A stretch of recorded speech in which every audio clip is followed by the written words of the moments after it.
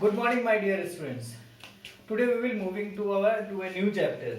Okay, the chapter is the 11th chapter, the human eye and the colorful world. Lesson 11, and it is page number 187 of your book. Okay, so here you can see the structure of the eye. I have already drawn and mentioned the various important parts. Okay, the human eye is one of the most important organ of our body. Okay, among the five senses, we have five senses. So we have the sight, that is the eye is one of the senses of our body. Okay, so today we will discuss a little bit so that we can understand the functioning of the eye. Okay, so this is the structure of a human eye. The human eye, the we have what we have the pupil, that is at the center. There is a dark color that is in present in our eye, the dark circle, and then above that we have a covering, a transparent covering over the eye, and that is known as the cornea. Cornea is the outer covering of our eye, and it is a transparent jelly-like substance. Okay, and now in between the pupil, that is the lens of the eye, and the cornea, we have, this is a liquid. It is a liquid, and this is known as the aqueous humor. Okay, and then what we have a lens. This is the crystalline lens. Okay, this crystalline lens is convex in nature. You can see the both side. This is in the convex, so both the sides are convex, so it is a convex lens. Okay, but it is a flexible, it can change its shape to some extent. Okay, then what happened, we have two other things that supports this crystalline lens. One is the iris, that is a dark color muscle. Okay, again it can contract and relax. And then what we have, the two sides, we have the ciliary muscles. Okay, they contract and relax to change the shape of the lens. Okay, now light enters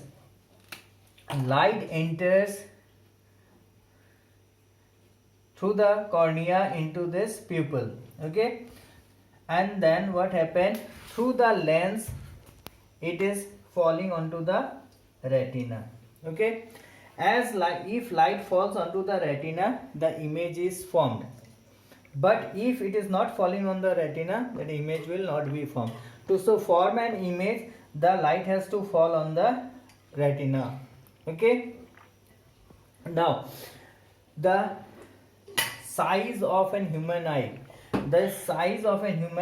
approximately is spherical in shape, and it is having a diameter of approximately 2.3 centimeter. Approximately 2.3 centimeter is the diameter of this spherical eye. Okay, now what happens,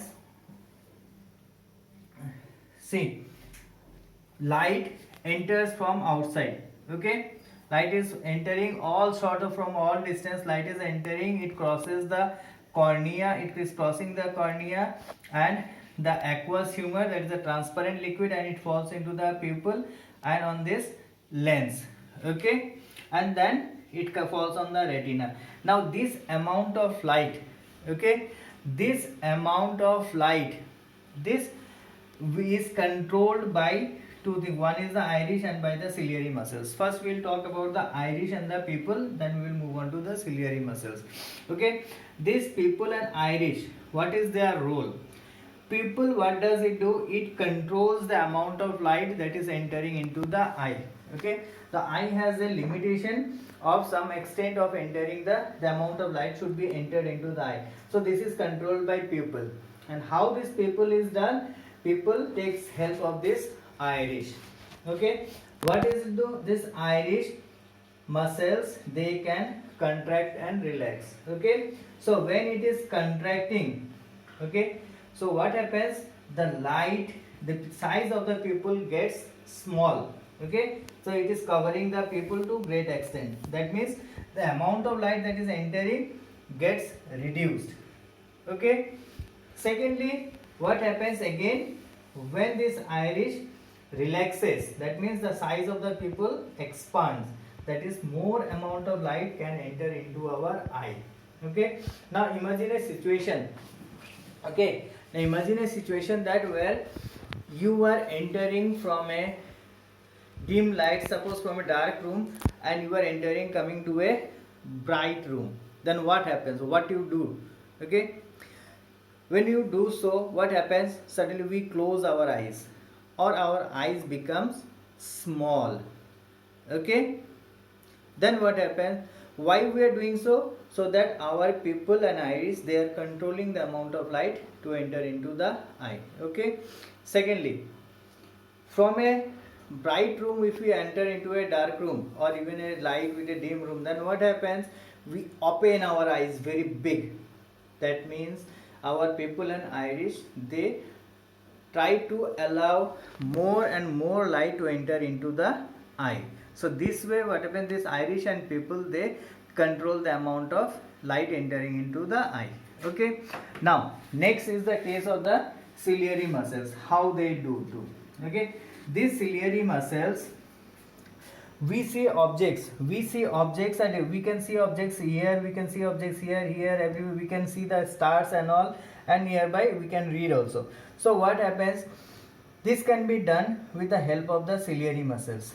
These ciliary muscles, what they do, it contracts as well as relaxes. So these ciliary muscles, when it contract, okay, when it contract means it is pushing the lens harder, then our lens becomes thick.